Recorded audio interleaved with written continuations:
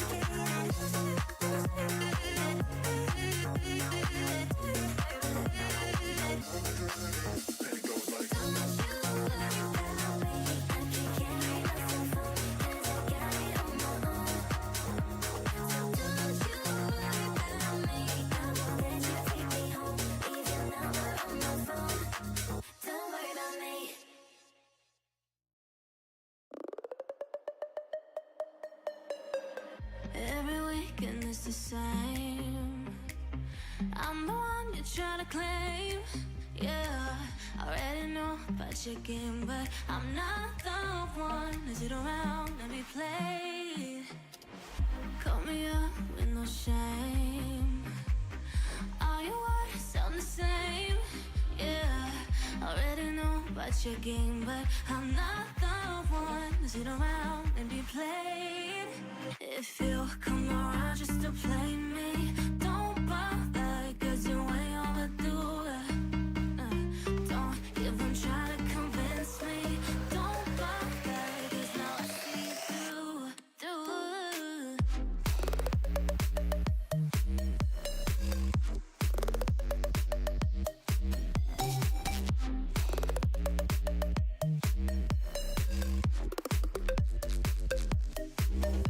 If you come around just to play me, don't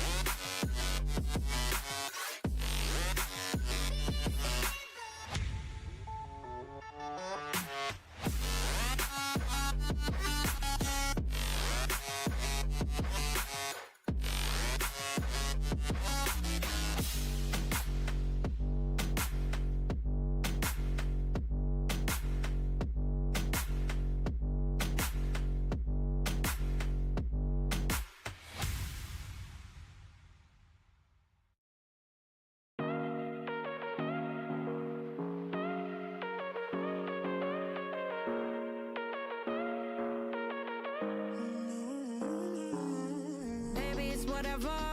All this ever about you long gone, it don't matter. Ride or die, that's been the deal. The light of your back, God disappear. But if you don't play that for me, I'm out of it, I'm out of it. I lick my gun and then I'm done. I'm out of it, I'm out of it. Ain't no man to tell me you're no good. I'm brushing away, do you, the weight of you, of my shoulders. Done with my cigarette, and when all the smoke is clear, I'm brushing away, do you, the weight of you, the weight of you. Don't need a no man.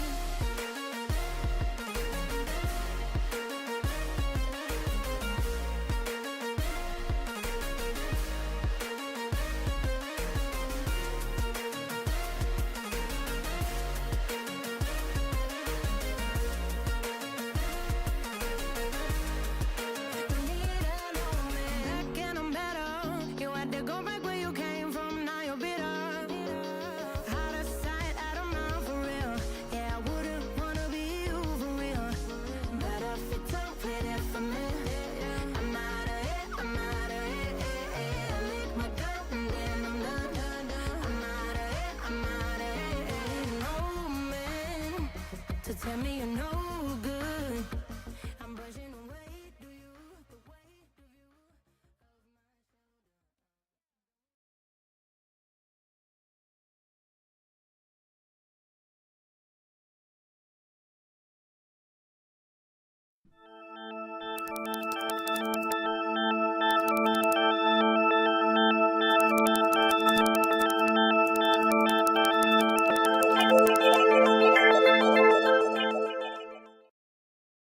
of Welcome, everybody, to the June 27th episode of Security Data Operations. I almost did it. I knew I was going to do it. I knew I was going to mess up the titles one of these days.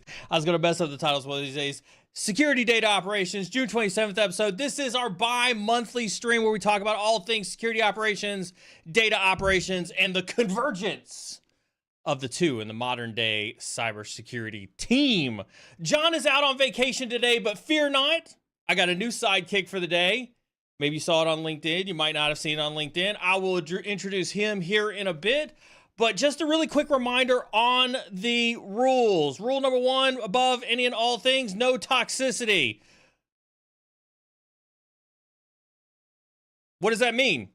No racist, sexist, misogynistic, elitist, or otherwise toxic behavior in chat. We do have mods that will make no qualms out of utilizing that ban button. However, mods are not here to stifle chat in any way, which leads us to the second rule, or actually kind of more of a reminder. We welcome questions. We absolutely do love questions. One of the benefits of our streams being live is the ability to ask questions in real time of myself, my guest, all the time. We do encourage questions throughout the entirety of the stream. What does that mean? Is that you can ask your questions anytime. If you've been part of a stream before, if this is your first time here, you know that we welcome questions all of the time. Drop them into chat. Some mod will grab them, put them into a queue, and then push them up onto screen. We do this. We encourage the questions throughout the entire stream. Instead of waiting for a dedicated Q&A at the end, this is a way that we can all have an interactive conversation as we talk about something that hopefully will be particularly interesting to you. Chat, let's put our hands together across LinkedIn, YouTube, Twitch, Instagram, and X for my good friend, Jeremy Fisher. Jeremy, welcome to the SecDataOps stream. How the hell are you, sir? Hey, Neil. I'm doing well. I'm looking forward to this. Thanks for having me on. Now you're one of those, like, you probably won't say it, but you're a long-time listener, first time guest on the stream. First time caller. What does what is it like to kind of see it from this side for the first time? It's pretty cool, you know, like, I've messed around with, OBS a little bit myself and some other things, but I'm not, I don't really do social any more than I absolutely have to. So, it's different. Looking forward to it. I think it's going to be a good time. Awesome. Awesome. Now, you've had a pretty awesome career. Gosh, it's been 2 years now, I think, that we've been working together, close to it.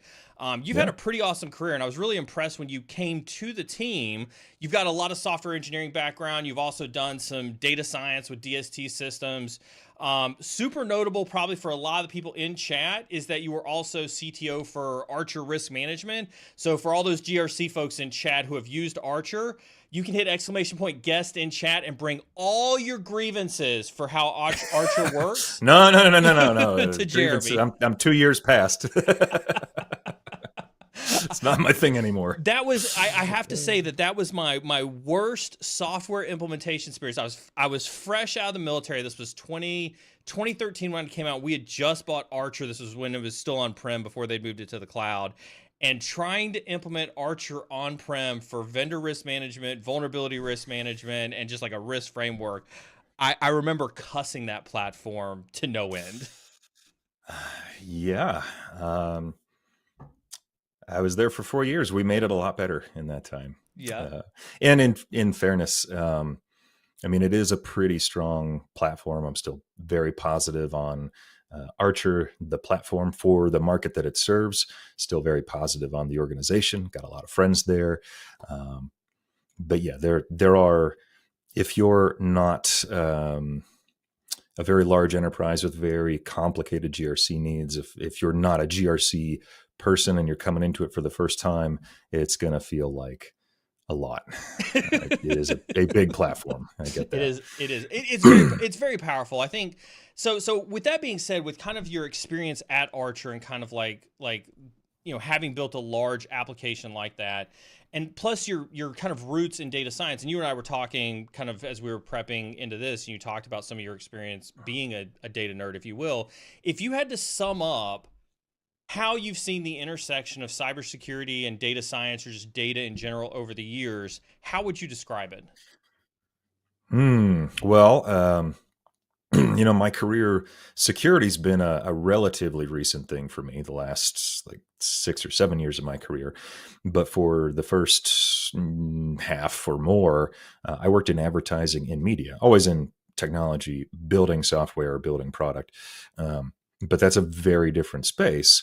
And one of the cool things about being in media and advertising through the 2000s was I got to work with all of the NoSQL stuff before it was cool. Also before it was very mature. So the two are mutually exclusive of each other, by the way. Yeah. Yes, that is. So all of your, like Mongo, Redis, Cassandra, definitely lots with Hadoop, all the big data tech we were using because we had a lot of data. And what we call data science today, to me, like I have a computer science background, and I've got to work alongside and been fortunate to have a lot of like PhDs in math and astrophysics and like really hard sciences. Working with me in that field, and they know a heck of a lot more. Like they've forgotten more about statistics than I ever learned. But I did come to it from a very applied angle. And one of the cool things about that industry was, if you can come up with an algorithm that's just 1% better than control, we've got like billions of events running through the system every day. It's really easy to test. It's really easy to see what performs better, and very small gains lead to a lot of money when you're working off of like a 10 or $12 million a month base. And so I did have the opportunity to build some real data and data science chops, before it was cool. So what was something about that industry, about that data science industry, as you spent time with these high performing, super smart individuals? What was kind of something about that shocked you as you were kind of like diving into it? The power of it, first off, is really impressive. And since that time, like there's been a lot of hype. And so, I think we've probably been down to the bottom of the trough of disappointment, and we're up on the peak of I haven't been responsible for Gartner relationships for 2 years, so I forget what it's called. But like we're through the worst of that. I think we're over our disappointment. But in those days, it was just kind of greenfield, and basically a new frontier, and we were bringing these things to bear on problems and seeing results, and there weren't a lot of people talking about it. So just to be able to push an algorithm out and say, oh, hey, that is a lot better than the control, or even, again, just a little bit better.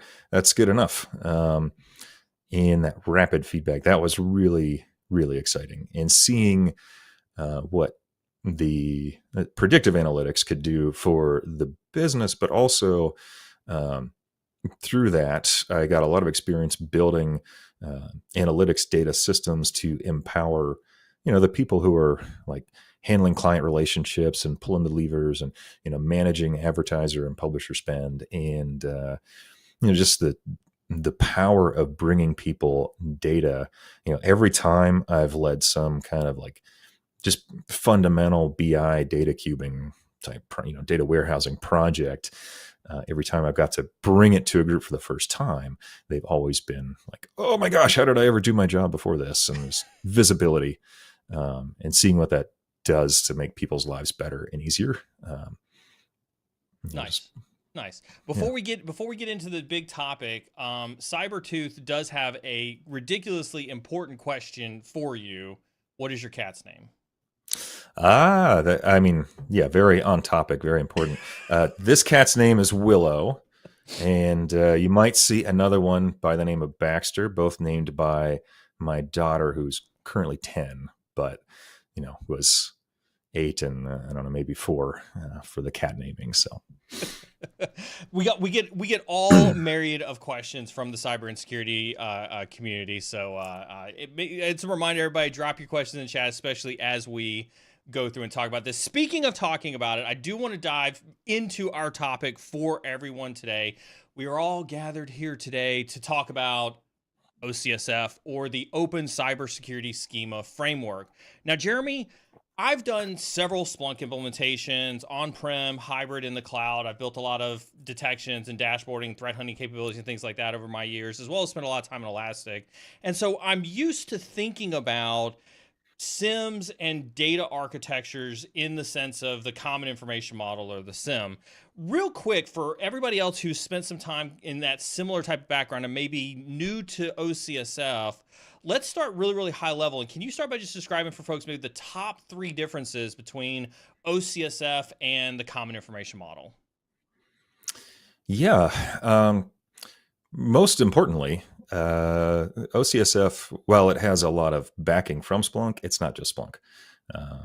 A lot of big players are behind OCSF. So Splunk and AWS were kind of the 2 main founding members, but it has since grown to include at least some level of contribution from just about every large name you can think of in cybersecurity. And so we've seen lots of different schema come around for security.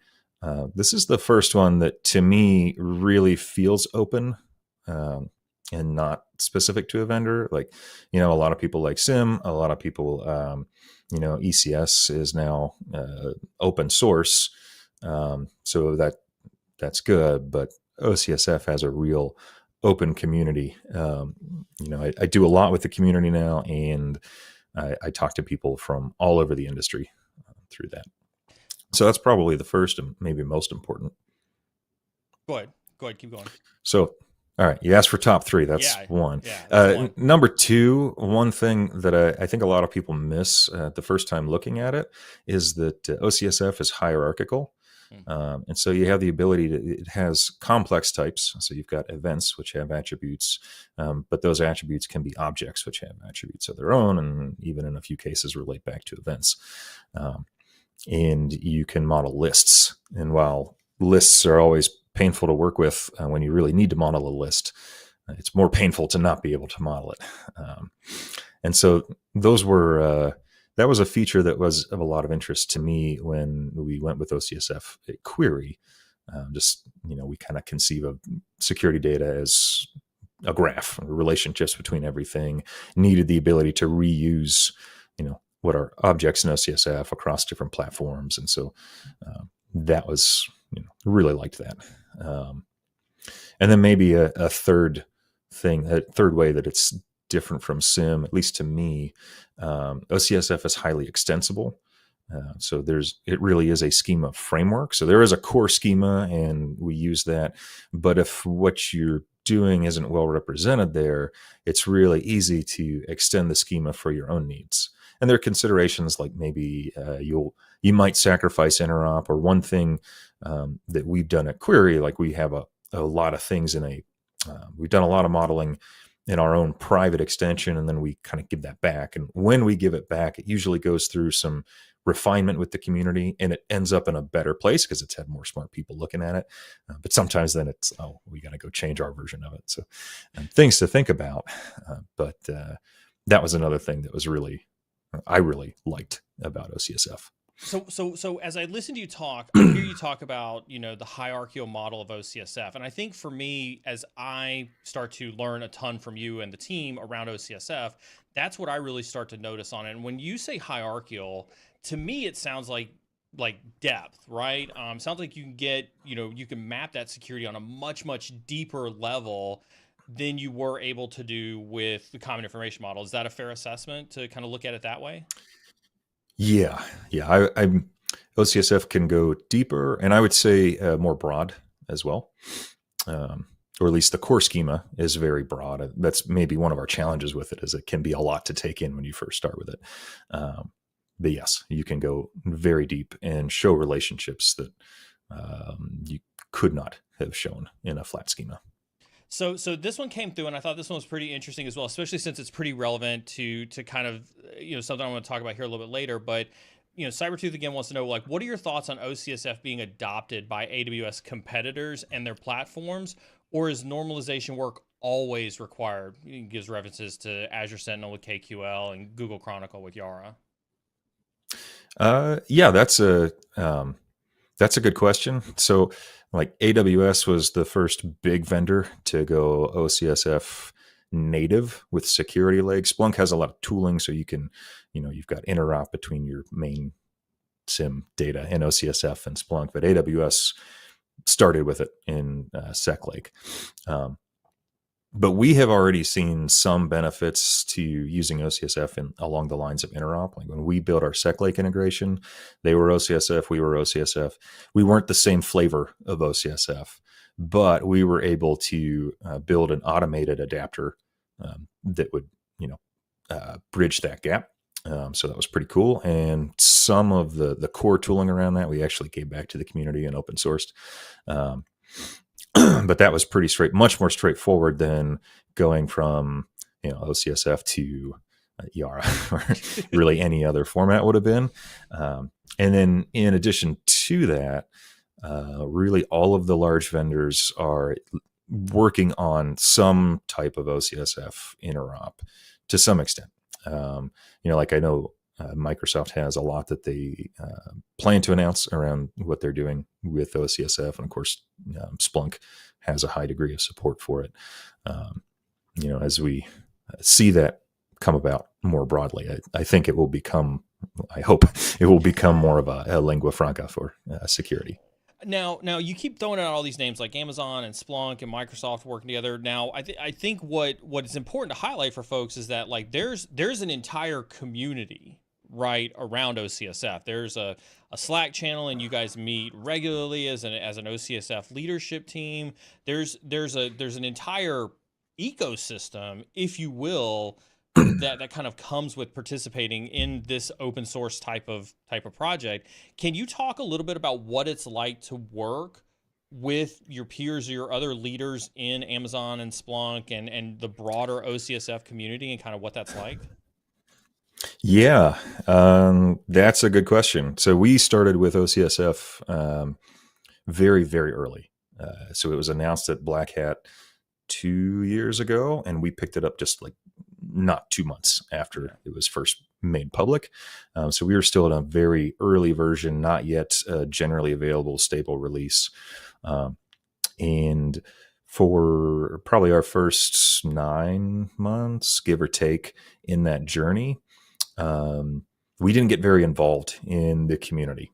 And we did that. And I know I've talked to other people who have expressed the same concern when they're starting out. So we did not engage with the community at first, because as much as our whole team loves open source and wants to give back.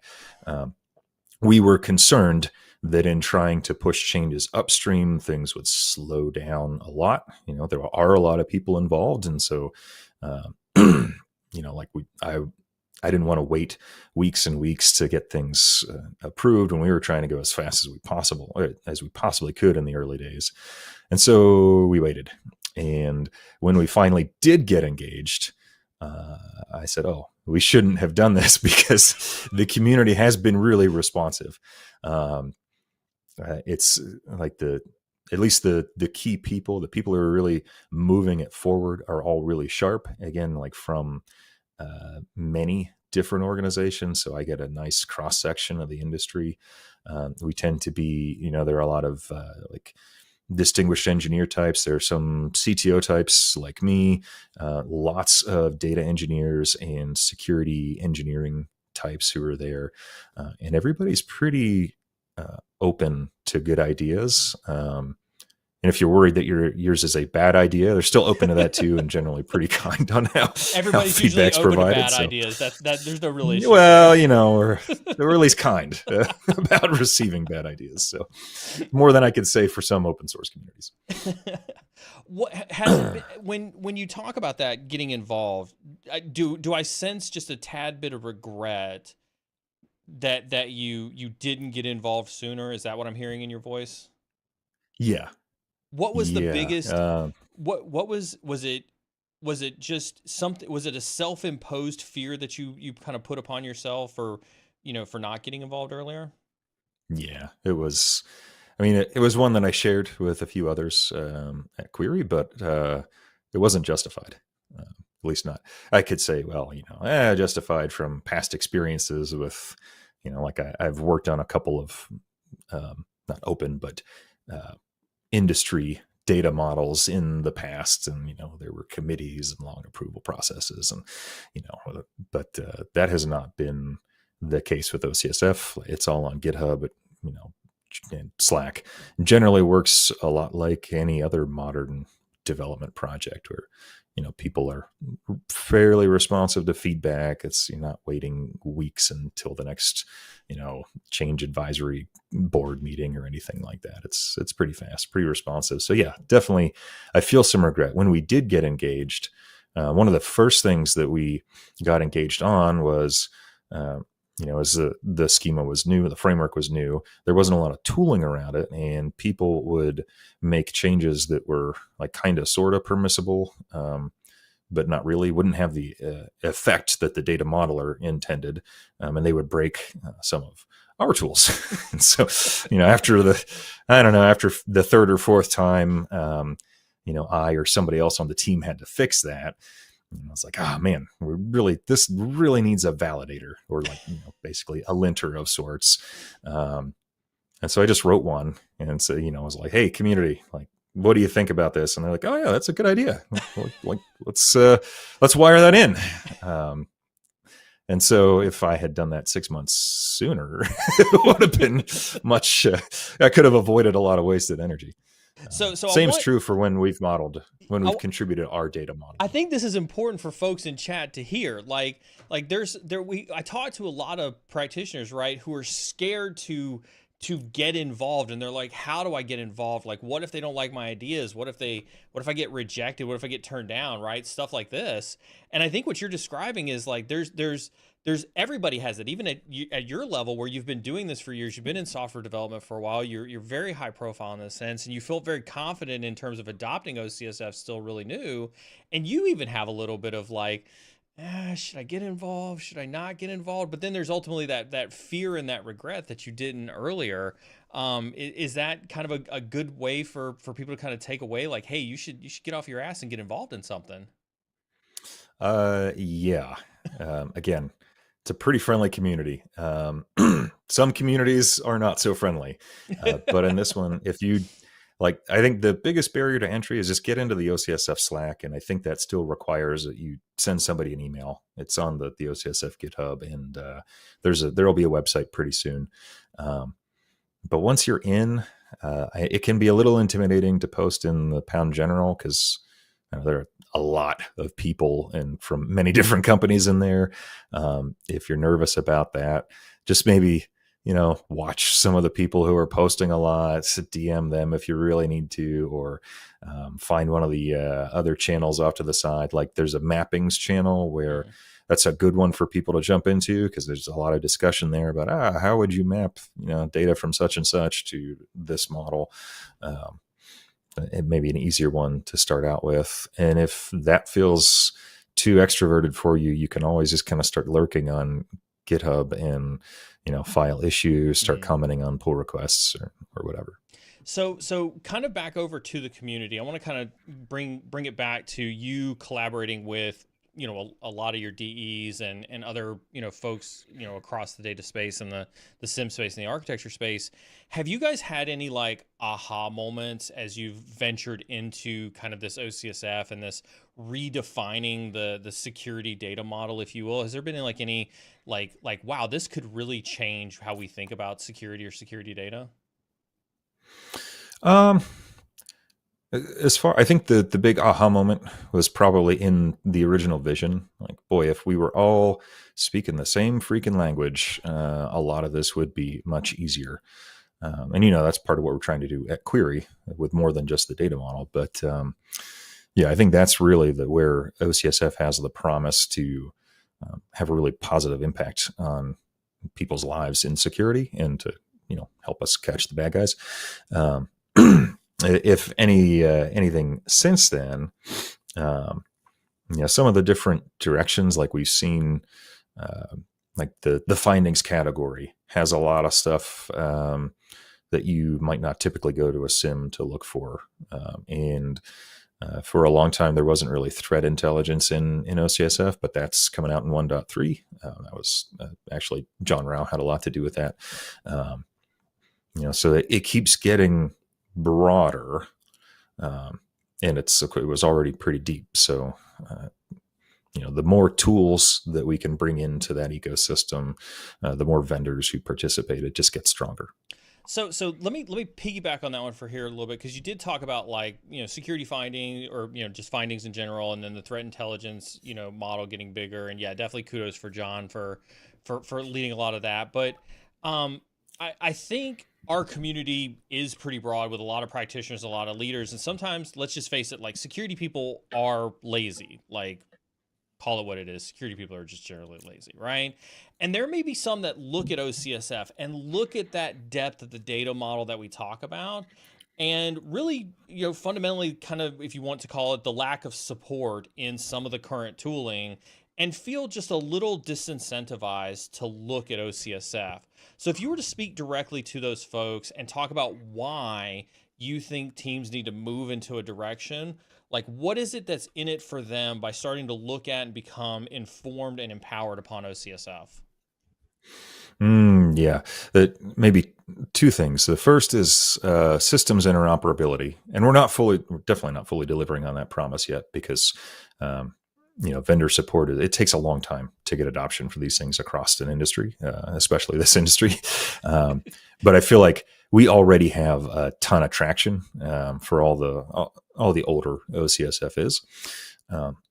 So systems interoperability, that's good.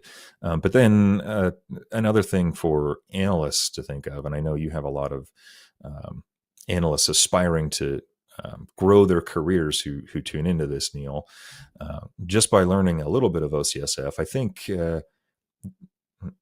I believe it's going to be here for a while, even if it never becomes like the one data model to rule them all. I think it's going to be around. And so learning it doesn't hurt you. And because of its breadth, learning a little bit of the data model then enables you to learn more of the data model, and to, in so doing, broaden your horizons about what's going on in security. And, maybe you don't know a lot about risk management or whatever it is, but as you start to see some of the findings around that, you learn a little bit more, and it makes you a better security operator. Do you see a world where OCSF expands out of, like, I think when we talk about the common information model, we talk about the adoption, it becomes really easy in the current implementation of some of the current SIM data models to just smash data into an index and, instantly be able to, find the data, search the columns, do whatever it is you need to do without any level of complicated mapping. Do you see that challenge becoming any easier, or do you think that now needs to become a necessary evil given maybe some of the complications of the security ecosystem that we've created? Yeah. I mean, first off, if everything's using the same or a similar schema, yeah, that definitely makes things easier. But it could be a long time before that's the case. Just being really, really truthful here. Yeah. When I hear people, I've heard a number of new adopters to AWS Security Lake complain about OCSF. And then when I dig into it, the complaint is really, well, I used to use Splunk or some other index-based technology, so I could just land everything and map it later, or never map it at search time. And like Splunk is great for that. Those are Elastic or whatever, right? That's how they work. Whereas something like Security Lake is really great for like a scanning operation. So if you want to run statistics, a database like SecLake, or what it's Athena, Trino that it's built on, will outperform the reverse index for that sort of operation many, many, many times over. And also, you can your write speed is a lot higher. And so really, that upfront mapping is usually has less to do with OCSF and more to do with data architecture choices. And there's really, if you want, you could use both, have a reverse index for on your logs, and also, and that's, we talk about like your, gold and silver and bronze records. And that's kind of typical in large data projects to have different levels. If you're going to throw those acronyms out there, you should probably kind of like dive just a little deep and kind of explain what those acronyms are for the data nerds of the chat. Yeah. Like golden record tends, we talk about that like it's the platonic form of the information you're modeling. Like in marketing automation, the golden record in your CRM or anything is like, that is the best information that we possibly have on Neil, so that we can, better deliver the spam to Neil or whatever it is. Silver is like golf ads. We right? haven't At cleaned least make it it as relevant. Make it golf. Yeah, ads, right? Yeah. In the golden record, we'll know to include some golf ads. Silver record is like your data is a little dirtier. It's probably been processed, but maybe we haven't built out as many relationships. We haven't deduplicated, but that can be good. It might be advantageous because maybe the golden record is heresy to say this, but sometimes it's wrong. So you have to go back down to sometimes the golden record isn't as golden as you thought it was. Yeah. Having built a couple of golden record type systems, I can attest. And then, bronze is usually like just your staging area. And so you might, very common to, you land data, maybe you land it in like these days an S3 bucket, or, it's basically just files. Those are log files. And then, silver is like, oh, we're starting to bring that together. Maybe now it's indexed, but it's, golden record might be like usually that's your smallest data set. Obviously, you've discarded a lot of information, and your choice of underlying data technology should really have more to do with how you plan to use data there. We see a lot of security data decisions being made around cost, which matters, or this is the shiny new thing. Maybe it doesn't matter, but at least it's an understandable human motivation.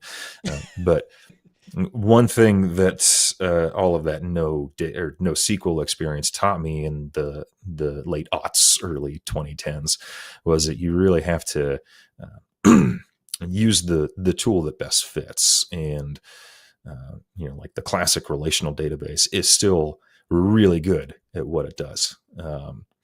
Like in one of the things people take for granted when they move away from a typical, like a Postgres or SQL Server or something, is that, the relational algebra or proofs around that, it is just mathematically verifiable, a great way to get random access to data, right?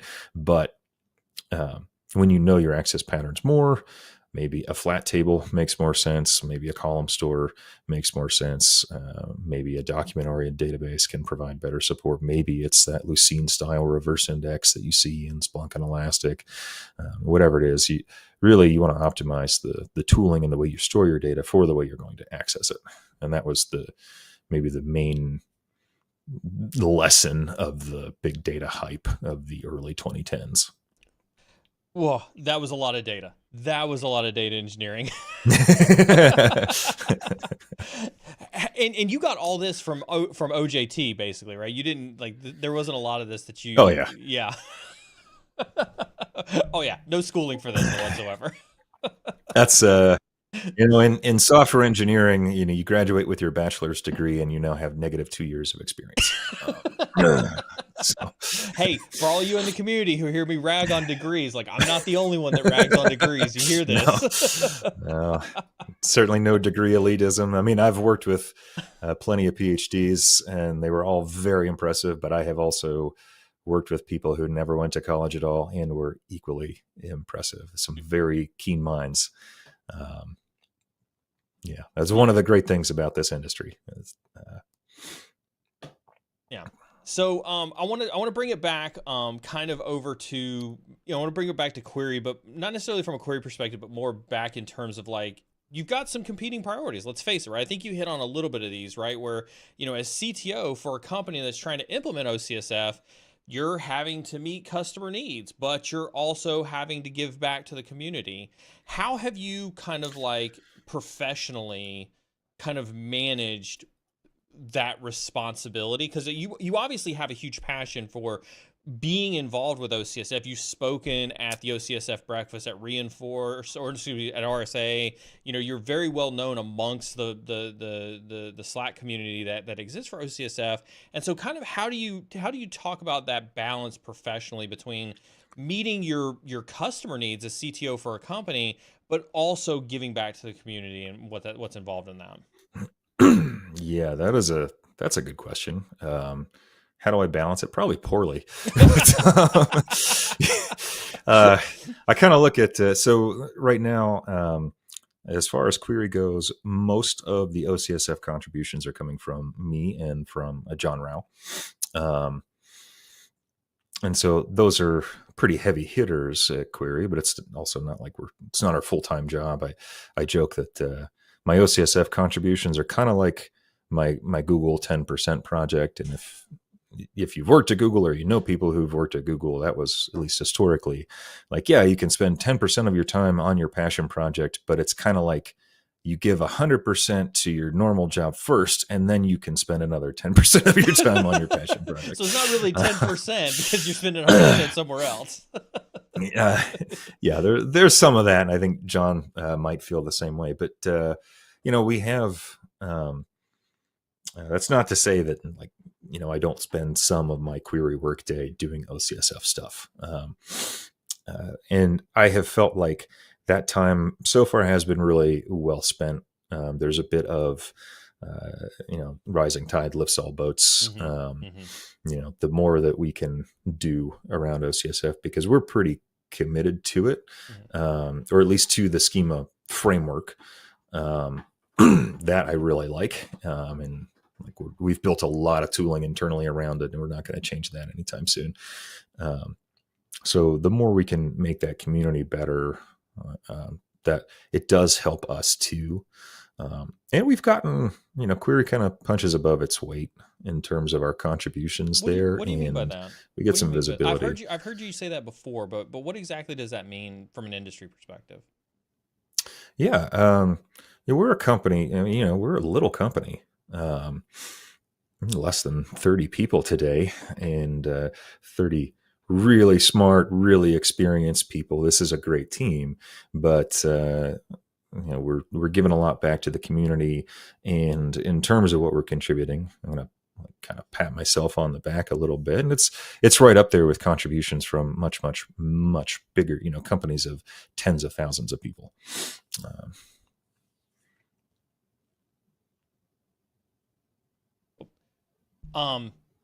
So I wanna pivot again one more time on you. This one's not going to be OCSF related. This is now a great opportunity for folks who have OCSF questions to drop them in the chat. I do see one over on LinkedIn that I'll get to here in a little bit, and I see a couple over on Twitch as well. I noticed that as I was looking at your profile ahead of this stream, I saw something interesting. You put in your header for your LinkedIn bio that you are a SaaS and an AI leader. Now, I know from our conversations together that typically when AI enters the chat, your eyes have a tendency to roll in the back of your head a little bit. So I thought that was an interesting choice to advertise yourself out there as an AI leader when I know that you're incredibly cynical on AI. And so what are your thoughts, especially as a developer, especially as a data nerd, about AI? Yeah, good. That makes me think. I haven't updated my LinkedIn header since I came to Query, so I probably ought to.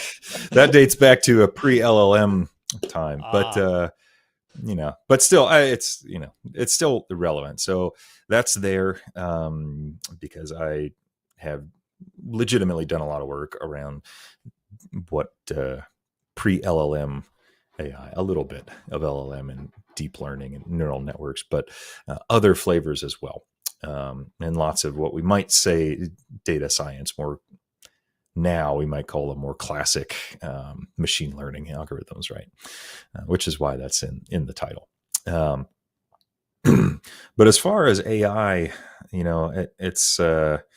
it's inescapable in any technical career. And I get cynical when people start talking about it, and that can be kind of, my cynicism is tied to the hype cycle, I guess. And so as that comes down, I'll feel better about it.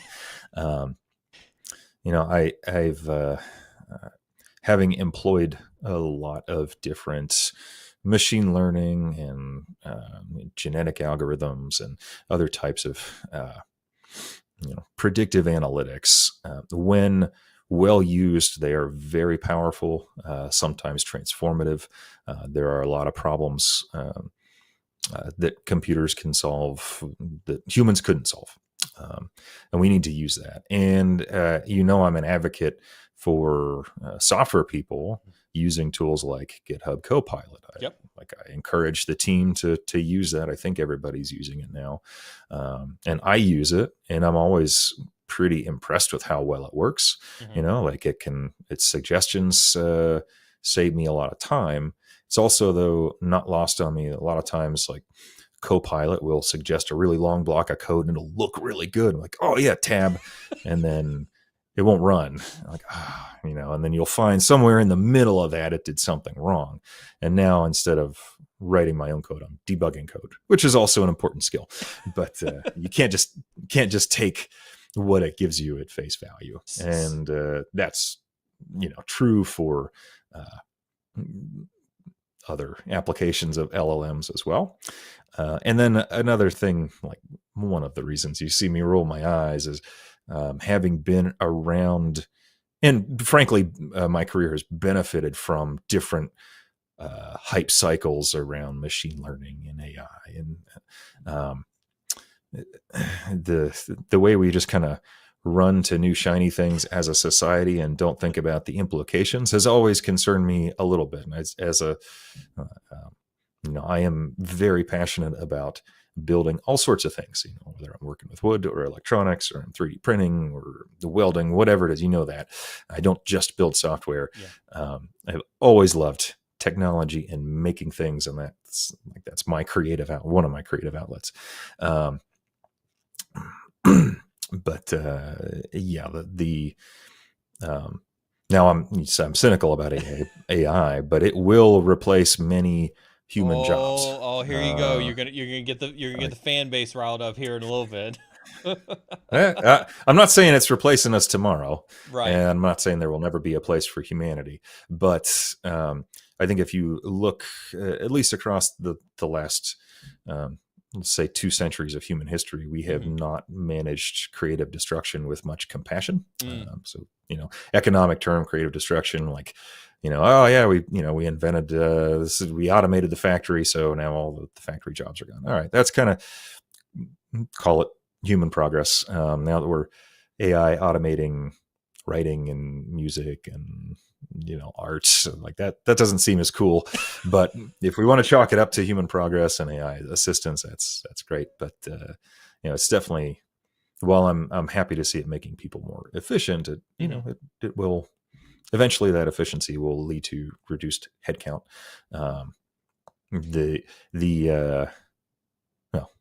I would just like to see us thinking about how we manage that as a society. That's interesting, because we have had guests on the show who have said the opposite. So I think you're technically the first person to actually come on the show and share a sentiment like that. So, chat, feel free to ask questions of somebody who has had the counter sentiment to something that we've talked about on stream frequently.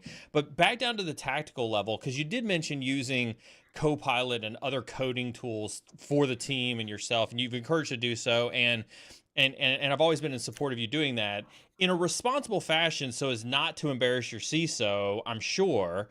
How do you feel that those tools help engineering efforts, and what are some like good and better and best practices if people want to employ those types of tools? Yeah, that's a good one. Of course, you and I have talked about this, but it's the way to think about them is an accelerant for engineers, and they're definitely a great productivity tool. Like I said, don't take what Copilot suggests just wholesale. You still have to think for yourself, review it. Now, it can suggest code that solves your problem. Maybe once in a while it comes up with a solution that I look at and I go, oh, actually, that's better than what I was about to do. It might be more performant, it might be more secure, because it's learning from a very large data set, like incomprehensibly large to a human brain. And so that's good. I think it's important for us to remember that we don't treat it any differently than a human. There's still a human who's accepting whatever Copilot puts out.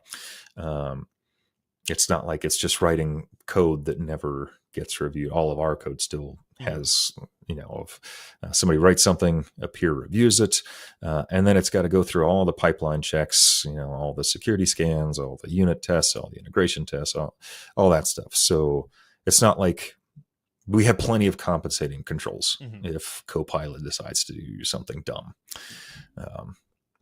So long as you're thinking about it as an accelerant, we're definitely not yet at a point where it's writing software instead of hiring people.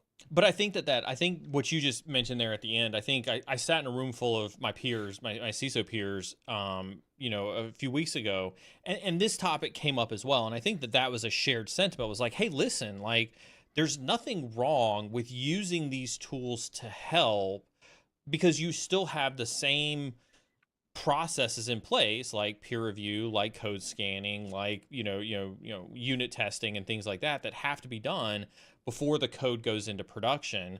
So I think that there's still just a little bit of FUD, I think, fear, uncertainty, and doubt that exists out there in terms of like, oh my God, you're asking Copilot to write code for you. You're going to end up with, a poisoned prompt, and you're going to end up with a backdoor. But I mean, I think if you've got failed processes, you run just as much of a risk of having that as you do with Copilot. Yeah, I mean, it's no worse than, we had a contractor doing work for us, and they got all, maybe they were pissed off or wanted to build on a backdoor or anything, right? Like, we have plenty of controls that's going to catch that. Yeah. Same thing with Copilot, right? Yeah. It's no worse than a bad human actor. No worse than a bad human actor. All right, we're gonna hit a couple of questions here really quick, because we did see one come in. I'm gonna hit Dan's over in LinkedIn first. Good afternoon. Where should I go to get access to the Slack channel? I think you had mentioned a kind of a way to get access to the Slack channel for OCSF. Yeah, if you go to github.com/OCSF to pull up the organizations page. If I can get one of the moderators to do this and to drop this into chat as Jeremy's talking about it. Yeah, there is a section there, Slack workspace, and basically just send an email to info@ocsf.io. And there are, you know, it's so long as you appear to be an actual human being involved in some aspect of security, you're going to be approved. There's not there are no background checks or anything to get into the Slack instance. So don't use your Chat GPT persona to try to get access to the Slack channel. Yeah. Fraser wants to know, for someone who wants to get familiar with OCSF, where would you recommend to go learn about it besides just the GitHub project? That is a good question, and I think that's an area where we need to get better. So there are some links off of the GitHub project. That's kind of like the top level of all things OCSF right now. There is a website that should be out soon. I would say the next thing would be schema.ocsf.io. You can go to that website for all the OCSF documentation. There are a couple of links from really both of those. There's a white paper Paul Agabian from Splunk, one of the kind of godfathers of OCSF, wrote to Understanding OCSF. There's an FAQ document. There's a GitHub repository. Those things help. There isn't yet like an OCSF for Dummies or a good OCSF reference. I mean, maybe that's what I'll do next. This sounds like content. If some of y'all are looking to get the leading edge, this looks like content right here. Yeah. Maybe I should see if O'Reilly will back me in writing a book on it or something. So yeah, it is. I do think that's an area where we could do better, and I say that as somebody who gets a ton of questions from people all over looking to get started. What about projects? If you had to think about, like, if somebody wanted to dive into OCSF and be able to, I mean, obviously the code's on GitHub, but what would you envision like a lab or a project would look like for somebody who wanted to kind of like see OCSF in action? I know that one was really off the wall. Let's see if you got an answer. Yeah. I don't know if I have a great suggestion. I would say, like, see if you can get started with Security Lake, or even just like dive into the documentation as at least an example of something that's OCSF all the way through, that uses the schema pretty broadly, and has some documentation, has some, you can fire it up, probably in the free tier, certainly not spend much money. That would be one way to get started. And depending on what you're comfortable with, you could, if you read Python, there's some tooling on the GitHub that you could read through to better understand it. Or if you read Elixir, you can read through some of the OCSF server code. Those aren't like the most user-friendly ways to get started. So you mentioned a couple of things. If people wanted to do more, where are some things that the OCSF community needs help with, where people in the community who may be listening to this, who kind of like you were sitting on the outside and consumers of OCSF looking to get involved, what areas do you think that people, like, where does OCSF need help with right now as a community? I think it's what we just talked about. It's really, there are a lot of smart people working on OCSF, and the people who are engaged in it a lot already know it. So making it more accessible to people who don't know it yet. Like, I've seen, it's when it started, it was a lot of like engineer types, security engineer, distinguished engineer, whatever. And now we have more and more security analysts and operators getting involved, and they don't want to have to think about fixed or variable length encoding or any of that like data engineering stuff. They just want to know, like, okay, like somebody tried to, how do I figure out what it would like? How do I model somebody trying to log in, or a malicious process or something? And I feel like we're still it's trying to find your way through those for that audience. It's kind of like jumping into a cold So, pool. so what you're saying is you're ripe for input from practitioners and people who've got their hands on the keyboard as much as you are from the data nerds and the distinguished engineers and a lot of the really smart folks that you've got going on. Yeah.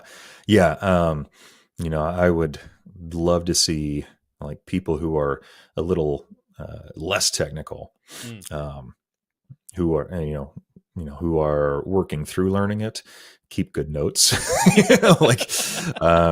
and think of it like, what are the mental models that help you from that persona better understand the schema and the framework. So that, I think that's what we need the most right now. Adding to it, getting more vendor participation, more mapping examples. And like we've added a lot of those recently, but more of that certainly helps. And that's another thing you can look at if you're looking to get started, go through, there's a repository of mapping examples, and that can help. But yeah. Cybertooth comes through and says, if AWS is supporting OCSF, what is required of individual contributors? The lines are blurred between open source and vendor supported, in his opinion. AWS is supporting OCSF. I guess which individual contributors are like at AWS or? I think back to your SOC analyst one, right? So you've got AWS, which is kind of this big organization, and whenever somebody hears that AWS is supporting OCSF, there's this feeling of like, well, AWS is so big, and also it's a vendor. What value could I actually really bring as an individual contributor to it? And so I think speak more to kind of like what that value as an individual contributor when you're working with billion-dollar organizations like Splunk and AWS, like don't they have the this multitude of smart people that are already making something like OCSF better? AWS definitely does, and they were involved in the community. I don't know like what they require of people, people working on OCSF at AWS, but they're building a lot of tools because they committed to it for Security Lake. They're building tooling around it, and that just helps the community. And then as far as like AWS is supporting it in that they're involved in the community. They were a founding member. Security Lake is like it's OCSF native.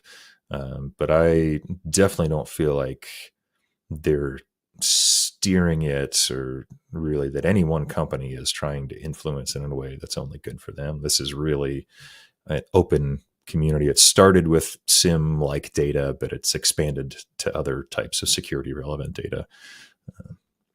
Good. I think that's what's important to hear out of a project like this, right? Is that there is no one company agenda that's driving it, right? Yeah. So, Doc G Money says, where do you see it in 5 years' time? Where do you see OCSF in 5 years' time? I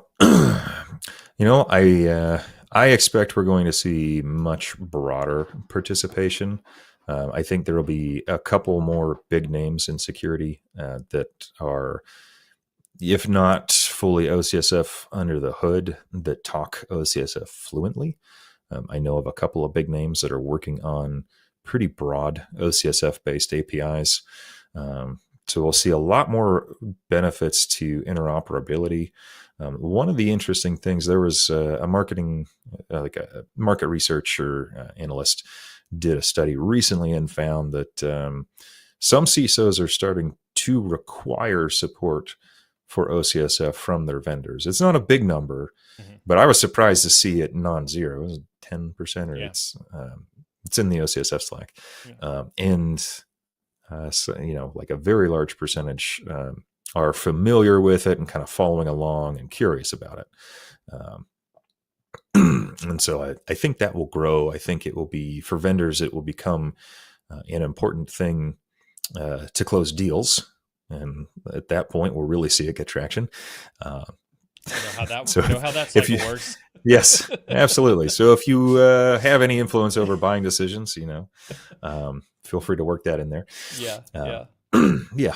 I think we'll see it much. I think the schema itself will grow. I think by 5 years out, we'll probably see an OCSF 2.0 that's a little more refined in some ways. I think we'll see much better guides to OCSF, better understanding it. Yeah. Awesome. Well, I think that's it for the questions. Before I let you go, I understand, now keep me honest on this. I understand that you guys have wrote a song for OCSF. Is that what I heard? Well, I wrote a song and yeah, I wrote one about AI too, actually. Oh, but geez, yeah, you didn't tell me that either. I didn't warn you. You did so not. when when we did our company annual kickoff earlier this year for Query, the whole time I was traveling in, like, it was an early flight through the airport, on the plane, all that. I was just like thinking about this. I had to talk about our data model and give an update on OCSF stuff. And instead of thinking through what I should talk about, I found myself coming up with song lyrics. And this has become, like, I used to do a lot of public speaking, and then COVID hit and that just stopped. And I'm kind of okay with that. But in the few times I've had to get in front of an audience since, like I go to think about, all right, what are my talking points going to be? And instead of like lyrics kind of come into my head. So, well, Chad is obviously demanding to hear it. So if you have your handy dandy guitar close by, would you mind sharing your OCSF shanty with us? It's not a shanty. His guitar is never that far away from him, as you can tell. No, it's not. Let me see. I'm not. Sorry, I don't usually do this. One sec. This is one of the best comments that I think I've ever seen come across the reason number 13 why I listen to you guys. Because we do random musicals on cyber insecurity. Really, I'm just trying to intimidate future guests. This is you give me like 2 days notice. You're definitely setting a bar for future guests that now they're gonna have to come ready with a guitar to sing. All right, are we ready?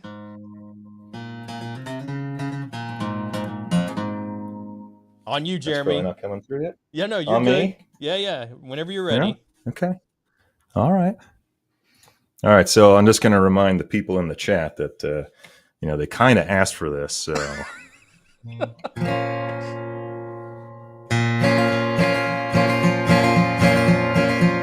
An old programmer had to think one dark and windy day. Upon his chair he rested as he sought a better way. When an open schema for cybersecurity he saw, broader than the western sky and deep as Satan's maw. Its GitHub was on fire and its Slack was looking real. It was all defined in JSON automation he could feel. This can model all my data with exuberance he cried, regardless of the data source. With one search all I can find. Yippee-hi-ho, yippee-hi-hey. Open security schema. But wait, there's more. Oh no, there's more. Let's go. Let's get the hands together, Chad. Let's go. His shirt was soaked with sweat. He's been struggling with schemas and he hadn't solved it yet. He'd thought to toil forever, bespoke formats till he'd die, till he'd seen this open schema. He raised his spirits high. As the pull request scrolled past him, he saw one tag his name. If you want to save your soul from hell and model in the strange, Then coder, change your ways today and use this new schema. Be locked into your vendors, wanting a data and a month. Yippee-hi-ho, yippee-hi-hey.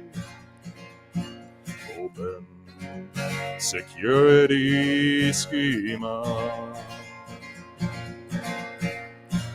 Open security schema. Open security schema.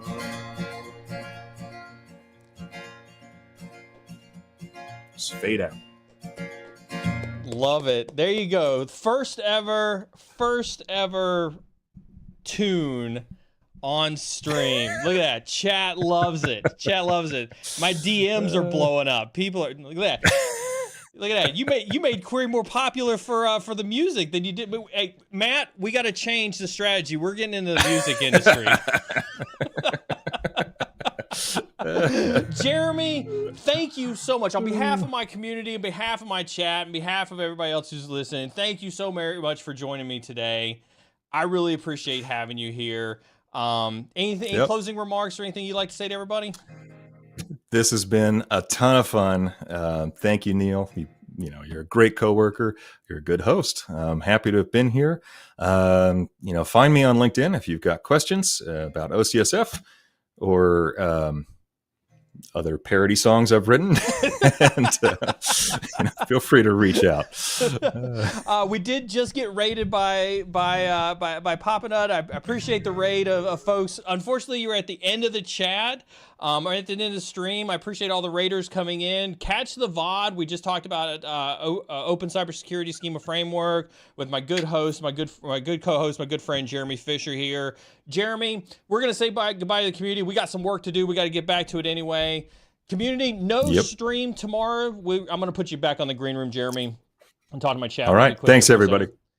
There'll be no stream tomorrow for Tea with a Hacker. I've got treatment tomorrow. So, unfortunately, no AMA tomorrow. But we will be back next week during our regularly scheduled broadcast. And then in 2 weeks from today, we'll be back right here for the Security Data Operations stream. In the meantime, stay awesome. I appreciate you as always. And we'll see you next time.